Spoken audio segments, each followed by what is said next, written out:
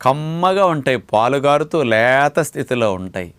మరి వేరుశనగ పప్పులంటే కోడి మాంసం మేక మాంసం కంటే 4 times 5 times బలం ఎక్కువ.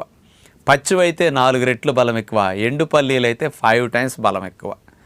అంచేత ఎవరు పచ్చి పల్లీల్ని రోజు తింటే మంచిది, బాగా తినొచ్చు అంటే గర్భవతులు, బాలింతలు, ఆటలాడే పిల్లలు, బరువు పెరగాల్సిన వారు, ఎదగాల్సిన వారు, అట్లాగే ఎవరికైతే జిమ్ బాడీ బిల్డింగ్ చేస్తారో అట్లాంటి వారు, హార్డ్ వర్క్ చేసుకునేవారు ఈ పచ్చి పల్లీలు రోజు తినటం మంచిది.